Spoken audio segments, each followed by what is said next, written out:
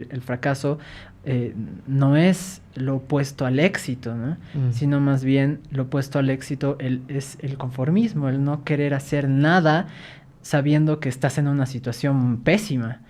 Y creo que durante mucho tiempo yo me he encontrado en esa situación de conformismo a través de estas relaciones tóxicas en las que no quería generar un cambio.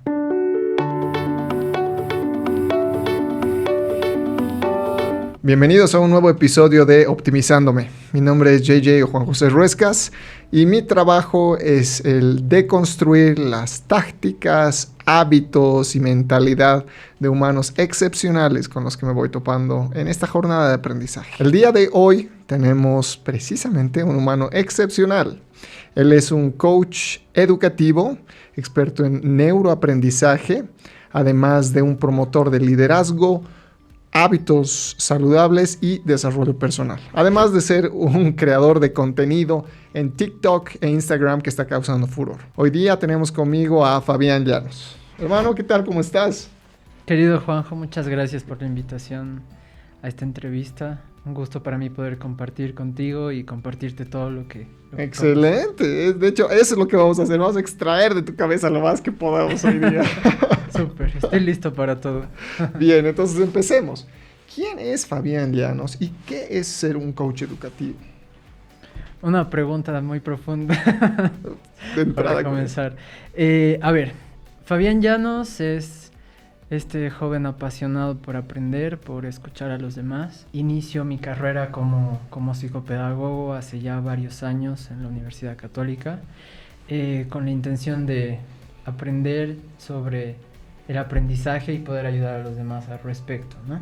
Sin embargo, creo que también es importante aclarar que durante este proceso en el que Fabián se construye, siempre ha sido un estudiante promedio, un estudiante sin mucho más que aportar por flojera, por malos hábitos, por disfrutar más de otras cosas que no sea su propio desarrollo personal. Entonces, conforme va pasando el tiempo, ¿no? Encuentro esa pequeña chispa, esas ganas de poder cambiar eso en los demás, de poder ayudar a los demás, y ya más involucrado como mi propia carrera de psicopedagogía, involucrado al ámbito educativo neto, decido hacer un cambio en temas de mejorar y potenciar a los demás en sus propósitos educativos.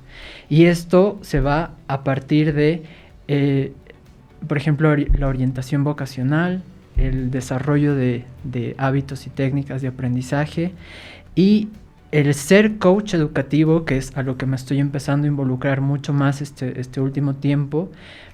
Está vinculado con eso, el poder guiar a las personas, ser como un mentor, un acompañante de los jóvenes, de cualquier persona que decida aprender y que quiera construir desde este proceso en el que qué quiero hacer con mi vida, qué voy a estudiar, cómo lo voy a dedicar, cómo lo voy a orientar y cómo voy a aprender.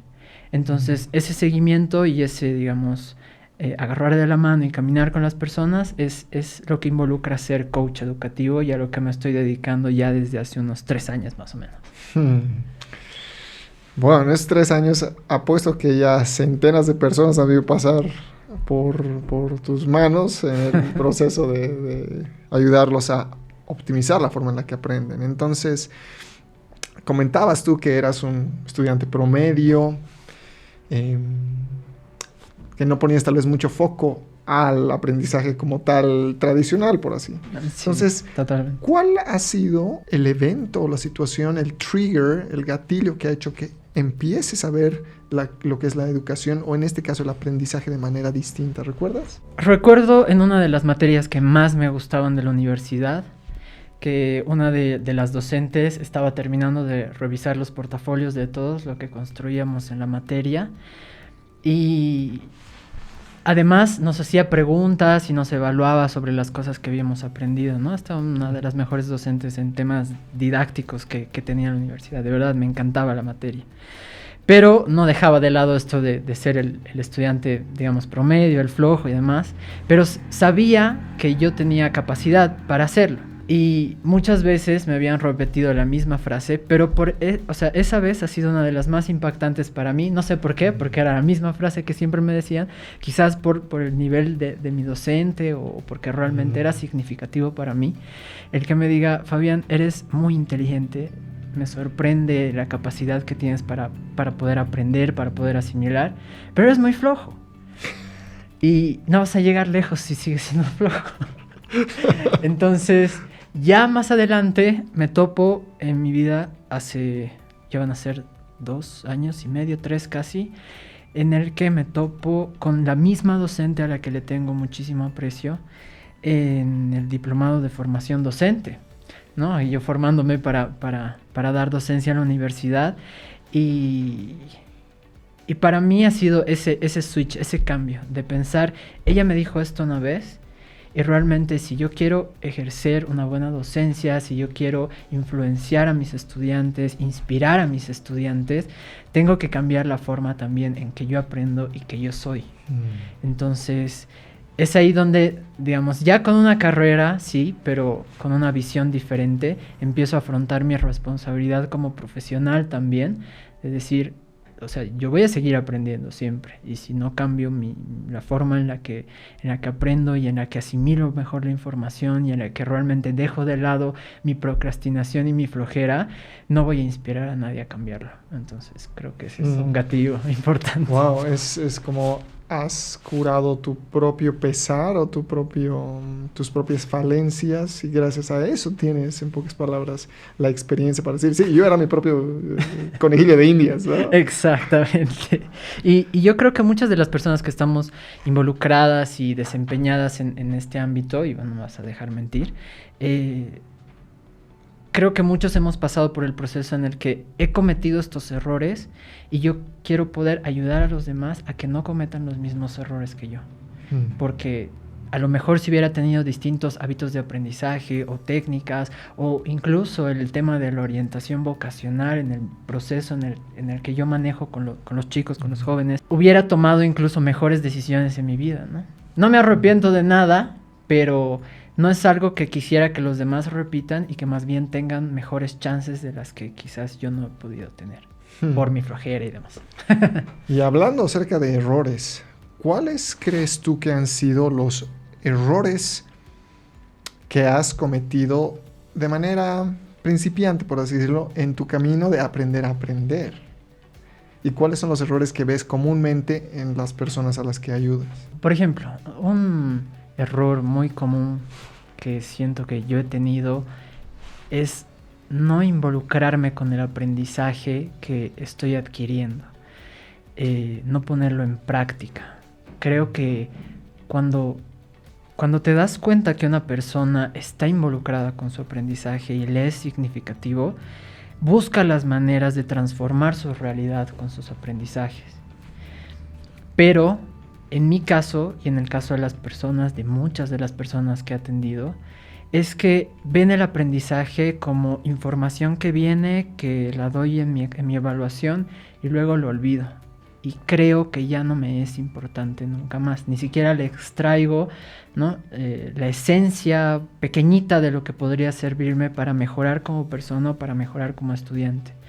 Entonces, nada se pone en práctica. Y un error común que ha transformado mi forma de ver el aprendizaje es desde el hecho más pequeño de poder leer un libro y extraer la información, el aprendizaje que tiene y transformar mi vida con esto.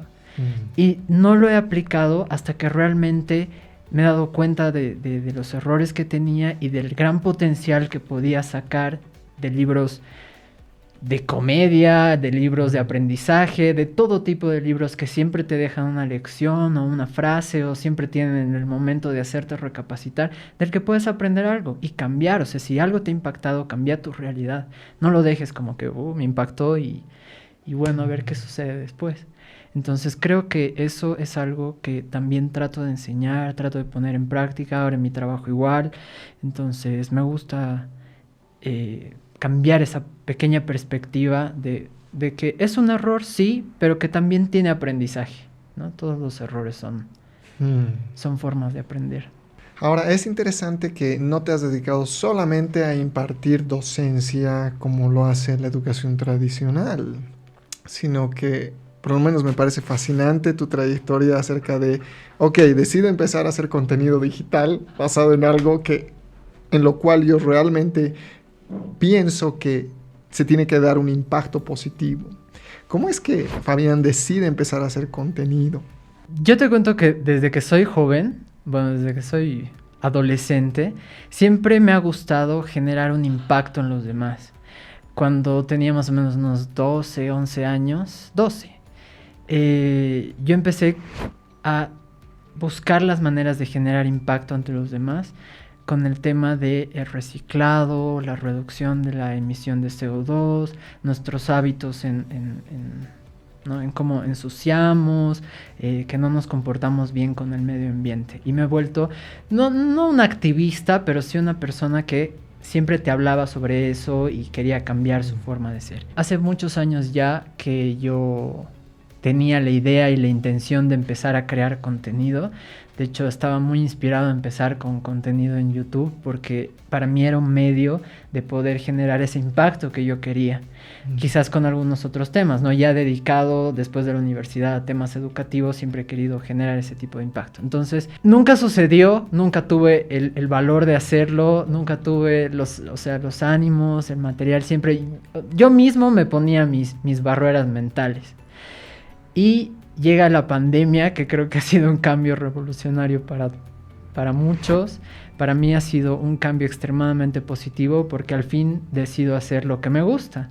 Y empiezo a compartir contenido de valor, empiezo a buscar las maneras de llegar a otras personas con desarrollo personal, algo básico. Y de pronto en una se me ocurre, en la pandemia que no tenía mucho que hacer, tomar clases, tomar cursos y utilizar, en este caso TikTok, que era la red social que más ha hecho boom durante la pandemia, como una forma de trasladar mis aprendizajes y enseñarlo a los demás, aprendiendo el concepto de que enseñar a los demás es la mejor forma de aprender. Entonces empiezo a aplicarlo, ¿no? Me dedicaba a mis clases, tomaba mis apuntes, sintetizaba mi guión, mi contenido de 30 segundos, de 1 minuto, y a la cámara a explicarlo, y de pronto todo lo que era relacionado con aprendizaje viral, ¿no? Seguidores, y me parecía interesante poder compartirlo, pero para mí al principio era mi herramienta de poder transferir mis aprendizajes. Además de ser mi herramienta, se ha vuelto, ¿no?, mi fuente de poder compartir mi conocimiento con los demás y mi fuente de seguidores, de comunidad, de gente con los mismos objetivos de aprendizaje. Entonces ya inspiración total a seguir, a hablar sobre el aprender a aprender, el interiorizarme más con el neuroaprendizaje, que ya de hecho neuro siempre me ha gustado en mi carrera. Entonces aprender mucho más, aplicarlo al aprendizaje y ya empezar a generar estos impactos más grandes a través de las redes sociales. La comunidad que has creado hasta el momento es bastante grande. Son como, estábamos hablando hace un momento, como 130,000 followers en TikTok. Así es. Y como casi 50,000 creo en Instagram. El impacto que estás teniendo, de hecho, ¿es algo que te habías imaginado hasta este punto? No, la verdad jamás. No, realmente me voló la cabeza, no podía creerlo. Al principio sí, como que trataba de trazarme mis metas, digamos, sin darle tanta importancia, porque creo que al final los seguidores tienen que ir acorde al contenido, a cuánto tú le dedicas. Entonces yo trataba de mejorarlo para compartirlo y, como te digo, que sea mi mejor herramienta para solidificar mis aprendizajes, transferir mis aprendizajes. Entonces ya de pronto un día un video se hace viral, 50,000 seguidores en menos de 2 horas, wow. 20,000 seguidores en 4 días, y de pronto así los videos que generaban impacto eran aquellos que además, ¿no?, además de tener su estrategia, como que daban mucho contenido de valor y aprendizaje. En cierto sentido decido hacer lo mismo en Instagram, donde tampoco tenía como que mucha idea de cuánto iba a impactar, porque empecé una cuenta de Instagram desde cero, como para decir, esto va a ser netamente de aprendizaje, fuera de mi cuenta personal, y así de pronto en menos de una semana, casi 35,000 seguidores que me escribían y me preguntaban técnicas de estudio, cómo puedo mejorar, qué puedo hacer, ayúdame. Entonces he dedicado mucho tiempo a escribir, a responder, a tratar de personalizar, pero ya era mucho, ¿no? A veces uno no se da cuenta de cuánta gente realmente puede llegar a acercarse con las redes sociales, y me dejó, la verdad, sorprendido. Era algo que nunca hubiera esperado en ese impacto, y nada, queda para mí seguir trabajando para dar contenido de valor, porque si bajo mi nivel o algo, es como que me estoy dejando de toda esa gente que está esperando algo que yo les pueda aportar a ellos en su aprendizaje. ¿Qué dices a las personas que tienen la mentalidad o la creencia de que no tienes que enseñar todo lo que sabes?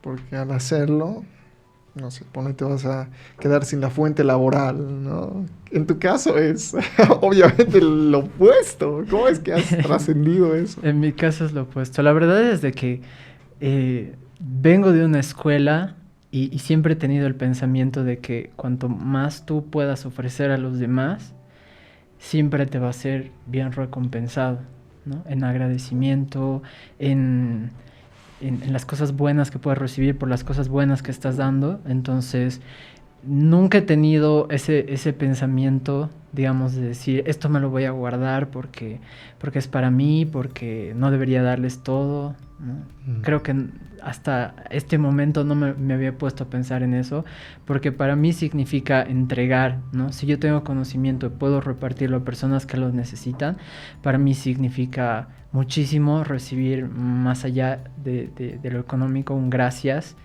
y que realmente les he podido aportar a los demás algo que les va a ser útil, ¿no? ¿Cómo perdiste el miedo a hacer esto? Porque había, en lo que ya habías mencionado, que querías hacer un canal de YouTube y algo te paraba, tu propia procrastinación. Entonces, ¿cómo, en tu caso, fuiste capaz de ganarle esta procrastinación? Siempre he tenido un poco de miedo respecto al qué dirán de los demás, y es algo dentro de mis hábitos y de mi estructura personal, digamos, de mi desarrollo, que me ha limitado a hacer varias cosas y que soy consciente de ello. Y creo que algo del cambio más trascendental que he tenido estos últimos años, ya desempeñándome como profesional, ya desempeñándome como creador de contenido, es perder el miedo y más bien ofrecer valor e impactar a través de ella. Tengo la fortuna de tener la habilidad y la facilidad de poder expresarme, de poder hablar, de poder decir lo que pienso, de no tener miedo, digamos, pero ha sido un proceso el poder librarme eso del qué dirán los demás, ¿no? A lo mejor no les gusta, o a lo mejor no, hay mucho hate, entonces hay que saber lidiar también con todo eso. Y al final he trabajado tanto también en mi desarrollo personal porque lo necesitaba, y también me he librado de relaciones tóxicas que no me dejaban dar también el paso, ¿no? Que eso me parece muy importante porque sí lo he hecho. Tocaste un punto muy interesante que es los haters, ¿no? Y terrible. hagamos o no hagamos algo, alguien nos va a querer y alguien nos va a odiar. En tu caso, que tienes un impacto tan gigante, que estamos hablando de cientos de miles de personas, ¿cómo lidias tú con los haters? El tema del contenido de aprendizaje, ¿no? Un contenido que es muy diferente a otro tipo de haters que puedes recibir. Está más relacionado con eso, ¿no? Con las personas que se meten a las cuentas y quieren implantarte su verdad. Entonces, para mí, lidiar con este tipo de personas ha sido fácil, porque es simplemente, o sea, cuando tú ya entras en mi caso, ¿no? Cuando yo ya entro en ese estado en el que evidentemente estoy empatizando y sé que no existe una verdad y que vamos a construir colectivamente algo que sea lo más cercano a la verdad, si alguien quiere imponer, entonces no pertenece a este círculo.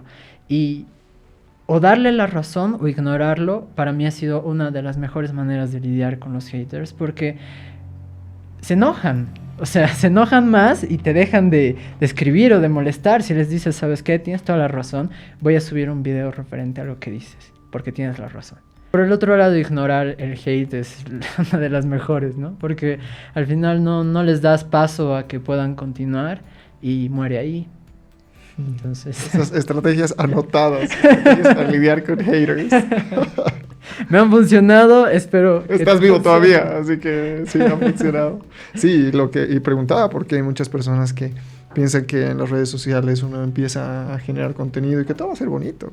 Se olvidan de que va a haber gente que va a estar completamente polarizada con lo que uno dice y no son capaces a veces de lidiar con eso, ¿no? Tal vez tienen un 99% de las personas de su comunidad que están bien, me encanta el contenido, y se enfocan en el 1%, que dice tu contenido apesta, ¿no? Y se enfocan ahí sin darse cuenta del big picture, digamos, que hay, ¿no?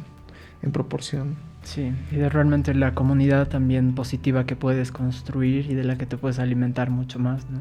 El crear esas redes. Diario recibo mensajes de yo quiero pertenecer a una comunidad, o ayúdame, o yo también estoy en ese camino de mejorar mis aprendizajes, quiero saber cómo memorizar mejor, quiero saber cómo leer más rápido, estoy estudiando medicina, estoy estudiando odontología, todas estas cosas que recibo todos los días. Y crear comunidad con estas personas que tienen esa predisposición a aprender realmente te alimenta más que dedicarte a personas que solo quieren destruir. Siempre va a haber alguien, hagas lo que hagas, que va a estar en contra de lo que haces. Entonces, cuando tú entiendes bien eso, o es lo que me ha pasado cuando yo he logrado entender eso con claridad, he entendido que acepto también a las personas que no estén de acuerdo con lo que hago y bueno, son bienvenidas a irse de mi contenido. Bueno, claro, obviamente. No les has puesto la pistola en la cabeza, ahora tiene que quedarse. Si se quedan bien, si se van también. Si me tiran más hate, más visibilización para mí. TikTok es una de las fórmulas, ¿no? Mientras más hate, más te viralizan. Wow. Las personas que te escriben y quieren darte la contra hacen que tu video impacte mucho más porque llega a más personas. Ahora, volviendo a lo que es el aprender, cómo aprender. ¿Cuáles fueron tus errores? O que tal vez no te dabas cuenta de los errores, porque, corrígeme, esto es algo que me fascina, que es la pirámide de competencias, ¿no? Que es unconscious incompetence o incompetencia inconsciente. Luego tenemos la incompetencia consciente, luego competencia consciente y la competencia inconsciente. Entonces, muchos no sabemos qué estamos haciendo mal. No sabemos lo que no sabemos, en pocas palabras. ¿Cuál ha sido tu proceso para darte cuenta de los errores que estabas cometiendo al momento de aprender? Y eso personalmente, ya en segundo plano, ¿cuáles son los errores comunes que ves de las personas que te escriben en términos de aprendizaje? Como errores comunes de las personas, creo que nadie tiene, para empezar, la competencia del aprender a aprender. Algo que no nos enseñan, algo que nadie nos dice cómo hacerlo, entonces uno tiene que tomar las propias decisiones de intentar hacer lo mejor que puede y a veces no funcionan porque no están siguiendo el camino neuronal adecuado para llegar al objetivo que quieren. Entonces creo que ese es el más grande problema de los estudiantes ahora y de los errores que nacen. Y además, algo que me parece importante mencionar es que el mal uso de la tecnología nos está afectando a niveles neuronales muy fuertes y que he tenido la fortuna de poder ir comprobándolo con cada una de las asesorías personalizadas que he hecho. ¿Por qué? Algo que me encanta del libro de Jim Kwik es que te habla de estos 4 puntos de la tecnología, ¿no? El diluvio, la demencia, la delegación, o sea, el mal uso de la información, y entre esos está en que nosotros estamos asumiendo que Internet lo tiene todo. Estamos asumiendo que siempre va a estar ahí la respuesta. Y ahora las nuevas generaciones, la generación Z y las nuevas generaciones que están entrando ya al colegio y que están empezando como que a visibilizarse a la universidad, que son nacidos en tecnología, ya no quieren aprender, ya no necesitan aprender. ¿Por qué? Porque la información está ahí, en un clic de Google, y lo van a tener y no necesitan ni siquiera saber investigar lo que están leyendo, que ese es otro de los puntos de los que habla Kwik en su libro, porque te dice, ya asumes que lo que lees, que puede ser junk information, es verídico y ya no necesito investigar más, y ¿para qué voy a aprender si todo está ahí? ¿No? Entonces voy a aprender entre comillas las cosas básicas que necesito para respirar y compartir con mis amigos, y lo demás, mis exámenes, tengo mi WhatsApp, para mis evaluaciones tengo, no sé, mi Google que va a estar ahí. Entonces ese mal uso de la tecnología está haciendo, que de esto también se habla bastante y que lo he podido comprobar, que los estudiantes ya no puedan memorizar, que los estudiantes tengan problemas de concentración porque tienen su mente dirigida en mucha dopamina distribuida en sus redes sociales, en sus mensajes, en sus amigos, en su música. Y es interesante porque tanto multitasking y algo que siempre me preguntan, o bueno, es que me preguntan de todo en realidad, ¿no? Me dicen, tengo problemas para memorizar, no puedo concentrarme, no puedo prestar atención, no me interesa nada de lo que estudio. Y todo esto está relacionado a esas grandes descargas de dopamina de la tecnología de ahora, ¿no? Es interesante poder evidenciar además esta información. Y cuando yo les preguntaba, por ejemplo, ahora en mi trabajo, a los chicos con los que trabajo, les decía, ¿y tú cómo haces, digamos, para investigar sobre un tema? ¿Qué páginas específicas o qué aplicaciones, digamos, no sé, conoces Brainly? Uh-huh. No, conoces, yo no sé, algo más básico, Google Académico.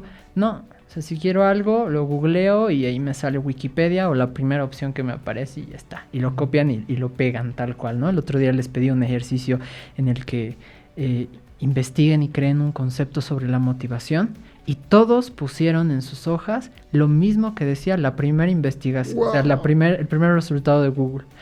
Entonces, ahí el impacto que generan las redes sociales y el internet, ¿no? El mal uso del internet. Y bueno, yo me he dado cuenta de mis errores entendiendo justamente uno de estos cursos, de los primeros cursos que pasé en la pandemia, fue sobre que hablábamos la anterior vez de Barbara Oakley, de Aprender a Aprender. Y cuando escuchaba todas estas técnicas y escuchaba todas estas metodologías para poder aprender mejor, yo decía, pero ¿qué aprendí en mi carrera universitaria? O sea, realmente, ¿cuánto me acuerdo de lo que aprendí? Nada. ¿Qué técnicas tengo para aprender mejor? Ninguna.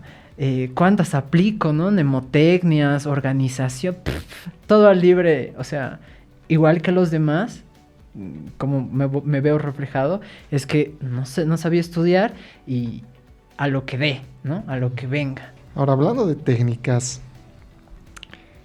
¿cuáles son las que tú comúnmente ves que van a ayudar más a las personas? Al humano promedio que, como tú dices, es como que a lo que venga, estoy estudiando, o sea, me han obligado a estudiar y estoy haciendo lo mejor que sé, ¿no? No hay algo preestablecido. Entonces, ¿qué estrategias son las que usualmente tú recomiendas?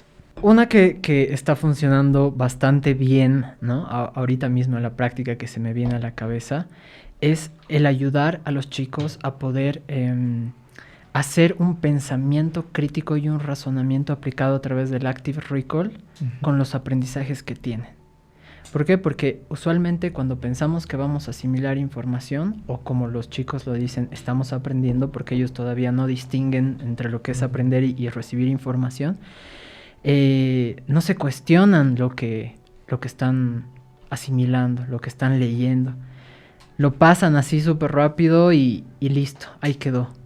Y eso ocurre también con muchos estudiantes en áreas, por ejemplo, en derecho, que me han escrito, ocurre también en psicología, que tenemos mucha lectura, muchas cosas pesadas que asimilar, pero realmente cuánto de eso estamos trasladando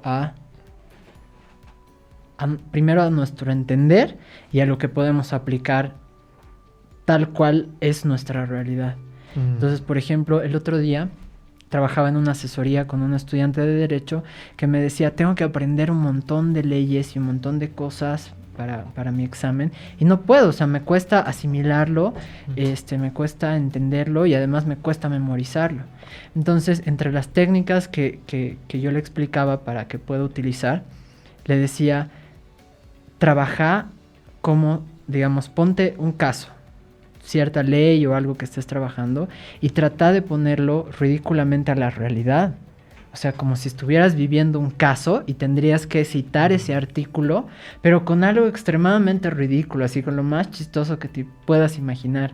Con tu abuelita demandando un cocodrilo porque le robó el queso del ratón que vivía debajo de su cama. No sé, imagínate defendiendo y utilizando el artículo para lograr solucionar tu situación ridícula. Y Y de pronto, después de unas semanas, le escribí para saber cómo, y me dijo, me está funcionando de manera increíble, porque además de utilizar mnemotecnias, con esto de trasladarlo a situaciones ridículas, estoy haciendo el Active Recall de aplicarlo a la realidad y yo defender el caso a través de lo que estoy aprendiendo. Entonces me está quedando genial. Me preguntas cualquier cosa y me acuerdo de mis casos ridículos, ¿no? Claro. Entonces, esa forma de asociarlo, digamos, les ayuda muchísimo a trabajar. Por ejemplo, después, otra que me acuerde, digamos, al estudiante promedio, el tema de la concentración con la adaptación del pomodoro a sus tiempos de aprendizaje funciona igual de maravilla, porque para nosotros que estamos en el cotidiano del aprendizaje es una técnica básica. Que tiene muchas adaptaciones dependiendo, ¿no? Al cerebro, al contexto, a cómo tú... Pero la mayoría de las personas que no conoce estrategias de aprender no la conoce. Entonces, no sabe cómo prestar atención o deshacerse de sus distractores. Entonces, siempre están, ¿no? Buscando su celular o poniendo música y pierden, o sea, todo el sentido de concentración en esos 5, 10 o 15 minutos iniciales hasta transformarlos en 25. Entonces, les parece para ellos un reto interesante el poder empezar a aplicarlo, que me parece... una buena. Solo para aclarar a la audiencia, ¿qué es Active Recall? Es esta técnica en la que utilizo ciertas preguntas para poder poner en contexto lo que estoy leyendo, lo que estoy aprendiendo. A través del qué, cómo, por qué, para qué, cuál, ¿no? Y todas estas preguntas que ayudan a poder contextualizar lo que acabo de leer, ¿no? ¿Qué es lo que he leído? ¿Cuáles son los puntos claves de lo que acabo de leer? ¿No? ¿Cuál considero que es el concepto central más importante? ¿Qué es lo que voy a poder aplicar en mi práctica diaria, ¿no? Este tipo de preguntas que hacen que puedas incrementar, además de la concentración, el pensamiento crítico y la comprensión de la lectura. Primero, espero que tu alumno ahora haya ganado todos los casos en contra del cocodrilo. Lo primero. Lo ganó con su abuelita y qué el bueno, cocodrilo. Sí, ganó para su abuelita, qué bueno. Entonces ahora vamos a preguntarte algo que es un poco más personal. Que es, ¿podrías describir, por favor, cuáles son tus hábitos, esas rutinas, rituales que tienes diarios que te permiten ser la mejor versión de ti mismo? Porque sé que tienes una vida bastante ajetreada. De hecho, sacar tiempo para esto ha sido un challenge, ha sido un reto. Entonces, ¿cómo haces para mantener tu cool, para mantenerte en top performance, por así decirlo? Hace un poquito más de un año, ¿no? Antes de que comience la pandemia, había un Fabián que no tenía hábitos, que no tenía organización, que no tenía planificación y que vivía en constante estrés. Y de hecho, o sea, soy diagnosticado con trastorno de ansiedad, entonces todo me genera ansiedad. Entonces, esto ha empezado a repercutir en mi salud, ha empezado a repercutir en muchas cosas fuertes. Y obviamente mi tema de concentración, mi tema de paz mental no era para nada óptima. Hago un giro de 180 después de la pandemia, ya después de algunos problemas graves de salud que he tenido también en el proceso, de empezar a generar estos cambios en mis hábitos, porque de la misma manera, por ejemplo, a mí no me gustaba leer para nada. O sea, me aburría y buscaba otras formas de asimilar libros como, no sé, videos, audiolibros, pero solamente de cosas que necesitaba, ¿no? Nunca había trabajado en el tema de mi desarrollo personal hasta este momento. Entonces, empiezo a implementar la meditación, ¿no? Algunos ejercicios de mindfulness, un reto de 21 días con Deepak Chopra. Y me parece que empieza a haber un cambio importante en mí en el que tengo buenos resultados, bajo mis niveles de ansiedad, mi nivel de atención es mucho más alto, mi ánimo, entonces ya empiezo a buscar otro hábito que me ayude un poco más y ya empiezo a trabajar en la lectura. Entonces he tratado de no saturarme con hábitos positivos, pese a haber leído bastante, ¿no? Y de motivarme un montón con Robin Sharma, por ejemplo, y que te habla un montón de hábitos que puedes construir para mejorar. Pero los he ido implementando poco a poco en mi rutina, más que todo para incrementar estos aprendizajes de los que te hablaba, que durante la pandemia los estaba tratando de potenciar y mejorar con mis actividades y mis redes sociales. Leer más, aprender más, potenciarme más y meditar, ¿no? Esos han sido los principales, digamos, el eje troncal de los hábitos positivos que han potenciado lo que soy. Y de ahí ya decido implementar también hábitos de organización, porque el tiempo me sobrepasa para crear contenido, para pasar mis clases y demás. Entonces, el saber gestionarme y organizarme me ha ayudado incluso ahora para poder afrontar esta variedad de cosas que tengo en el día a día, desde la maestría, mi trabajo, las redes sociales. Trabajo también con marcas como influencer en las redes sociales. Tengo que crear contenido, tengo que planificarlo. Estoy atendiendo algunas asesorías personalizadas. Entonces tengo mi paz porque tengo mi momento específico en mi agenda para mi lectura. Tengo mi paz porque tengo mi momento específico para mi meditación.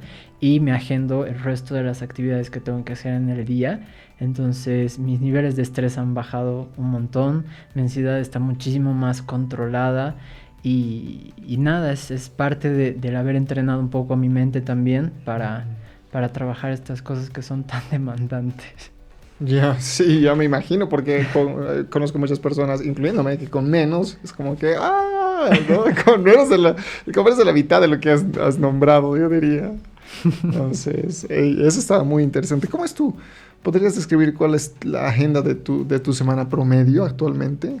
¿Cómo la distribuyes? ¿Cómo te organizas? Digamos, una rutina común en la semana podría comenzar, digamos, el organizar y planificar los talleres y las actividades que voy a dar en mi trabajo, tener ya estructurado mis objetivos y demás, planificarlo. Ahí tengo, digamos, 3 veces a la semana ocupados para los talleres. El resto de los días, en este caso martes y jueves, digamos, mis tardes están dedicadas a creación de contenido.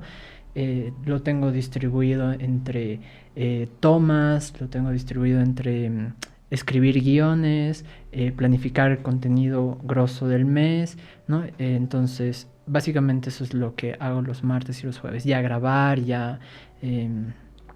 audio, grabar video y demás.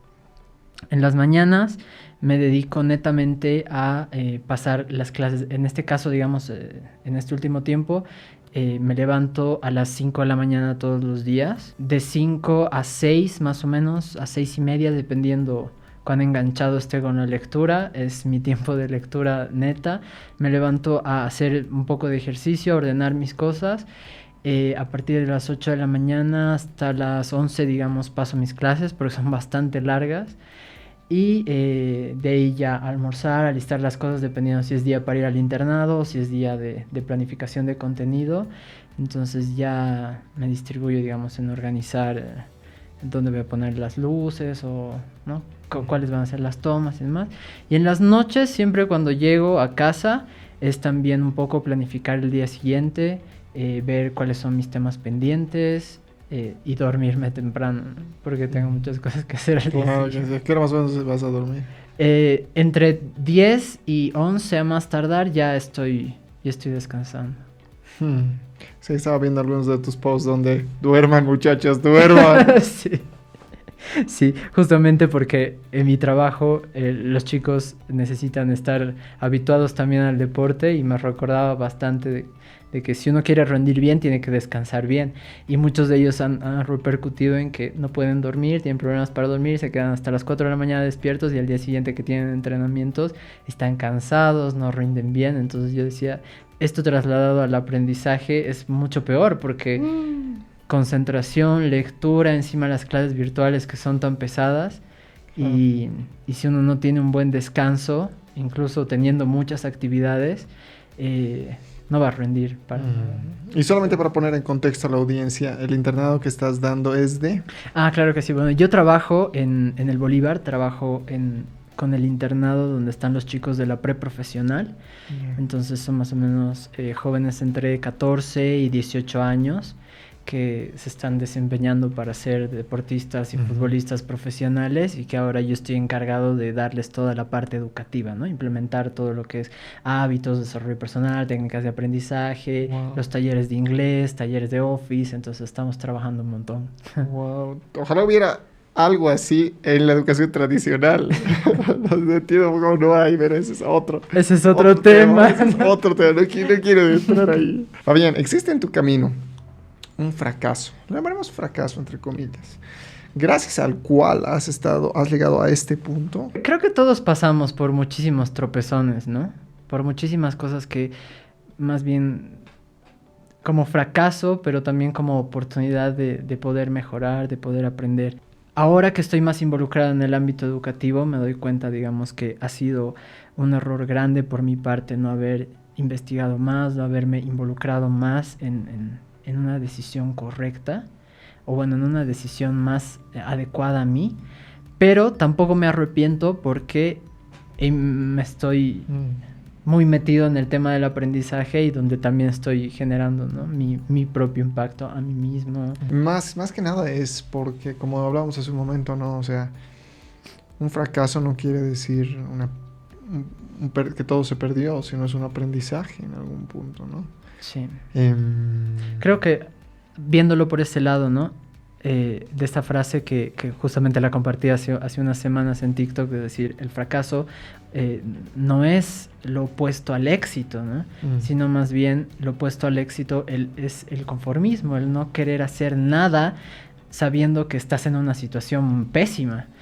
Y creo que durante mucho tiempo yo me he encontrado en esa situación de conformismo a través de estas relaciones tóxicas en las que no quería generar un cambio, sabiendo que no hacía nada de lo que amaba hacer, sabiendo que no estaba feliz en la posición en la que estaba.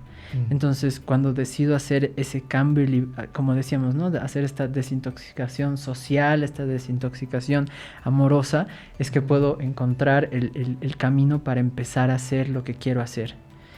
Y ahí me doy cuenta que muchos nos estancamos en conformarnos con lo que tenemos. En UBX tenemos la premisa de que el fallar es requisito para ganar. Y además que le decimos fallar es facilitar el aprendizaje de lecciones libre de angustia. Y la R es de rápido, ¿no? Entonces, falla rápido. De eso se trata. Por lo menos eso es lo que hacemos allá. Bien, entonces, vamos terminando. ¿Qué fue algo que desaprendiste en los últimos años, en el último año tal vez, que mejoró tu calidad de vida?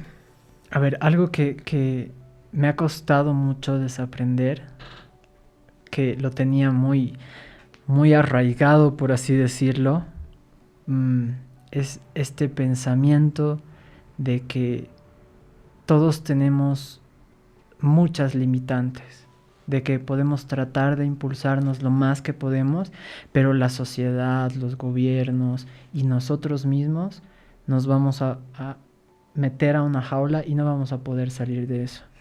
Y durante mucho tiempo he vivido con ese pensamiento de decir, ¿para qué me voy a esforzar a hacer más si igual me lo van a quitar? Si igual lo voy a perder, si igual es irrelevante, ¿no? Entonces, ese tipo de limitantes mentales creo que han sido las que más me ha costado librarme y quitarlas de mi cabeza y entender que en realidad los límites los pongo yo a lo que quiero llegar. Y desapegarme, ¿no? Justamente de lo que hace unas semanas hablábamos, el desapegarme de las cosas a las que yo estaba tan atado y poco a poco irlas soltando, me ha ayudado también a entender de que lo que tenemos y las cosas que podemos lograr también son pasajeras y cómo vamos a generar el impacto cuando las tenemos en ese momento. Cuánto las vamos a disfrutar en ese momento, porque nada dura para siempre. Mañana puede caer Instagram, mañana puede caer, no sé, TikTok, mañana me pueden despedir de mi trabajo, mañana puedo perder mis contratos con las empresas con las que trabajo. Pero ¿y cómo estoy en ese momento que lo estoy viviendo y que tengo todo lo que tengo? Aprovechando y sacándole el mayor jugo para poder generar algo que sea relevante para los demás. y que mañana cuando ya no esté pueda decir, le he sacado el mayor jugo a lo que he hecho. Entonces, la limitante me la pongo yo. Y creo que eso es algo que me está ayudando bastante, que me ha ayudado bastante y que ha generado ese cambio y ese impacto, digamos, en mi vida. Ahora, breve pregunta acerca de eso. ¿Cómo has empezado a darte cuenta de tus propias limitantes? Interesante pregunta. Me he empezado a escuchar en mis personas cercanas, empezando por mi familia. Me he empezado a escuchar en cómo cuando yo trataba de ayudar a otras personas, a mis amigos o a mi familia, siempre me ponían un pero o me ponían un no. Y justamente un día uno de mis familiares me dijo, cuando yo me quejaba y decía siempre ponen limitantes para las cosas o siempre le ponen un pero a todo, me decían, pero tú eres peor. O sea, tú le pones más peros a las cosas y tratas de justificarte porque crees que sabes más. Y hace mucho tiempo, ¿no? Yo era bastante arrogante, entonces ahí es donde me he dado cuenta que... Y ahí me empezó a escuchar en mi familia de cuando ellos me decían que no, yo también decía que no, yo también ponía esas trabas, esas cosas, y dije ya poco a poco voy a ir cambiándolas. O sea, si escuchan a alguien, voy a ver la manera en que yo pueda cambiarlo en mí mismo. Y ya en mi familia más cercana he empezado a poner como que retos y cosas para salir de esa zona de confort, para romper la zona de confort. Y de pronto empiezo a escuchar estas mismas limitantes que yo ponía.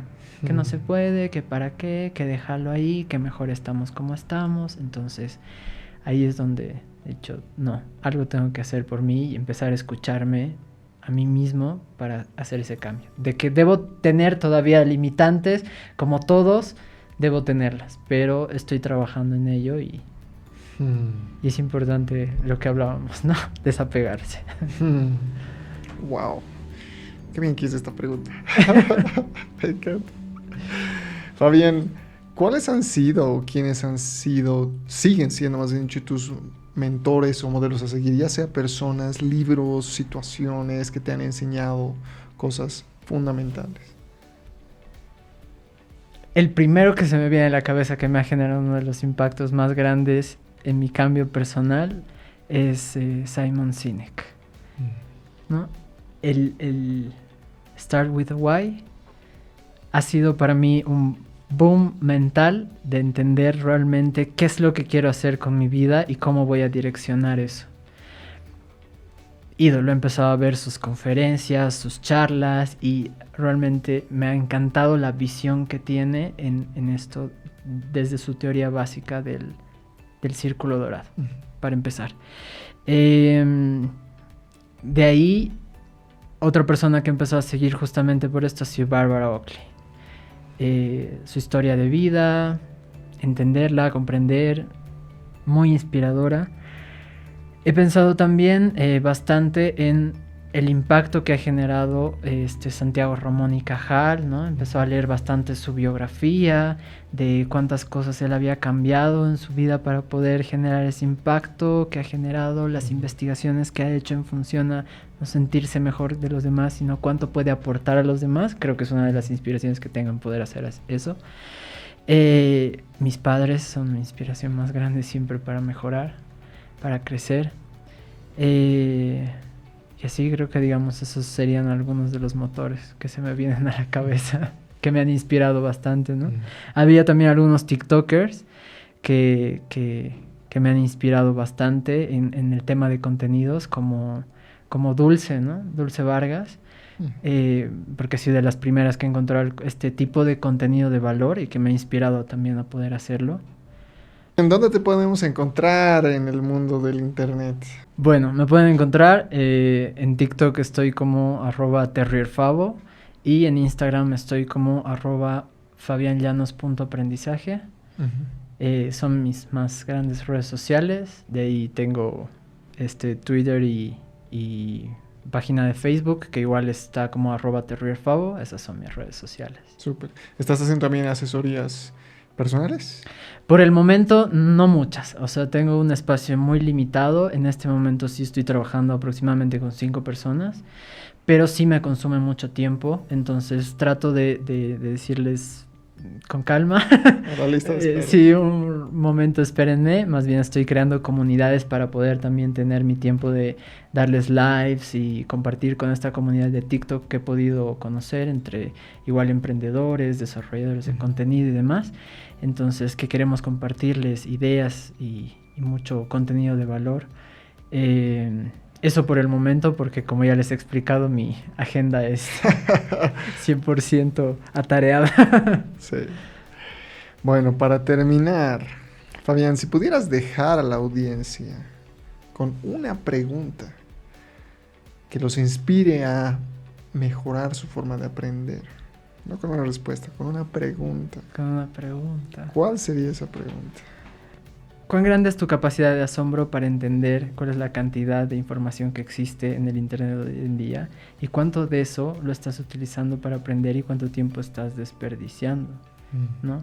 ¿Cuánto quieres impactar en tu futuro a través del aprendizaje y el autoaprendizaje que puedes gestionar con la información que existe? Creo que sería una pregunta interesante para pensar desde el concepto de qué es la capacidad de asombro y cuál es mi nivel de capacidad de asombro en este momento, porque muchos la han perdido y muchos la tienen muy latente. Entonces, el entender eso y gestionar cuánto puedo aprender, a ti te ha generado un impacto y creo que puede generar un impacto a muchísimas personas para seguir, para continuar, para crecer. Súper, me parece que ahí es muy buen punto para terminar esta sesión. Ya hemos visto los contactos de Fabián, así que vamos a terminar una nota muy alta esta noche.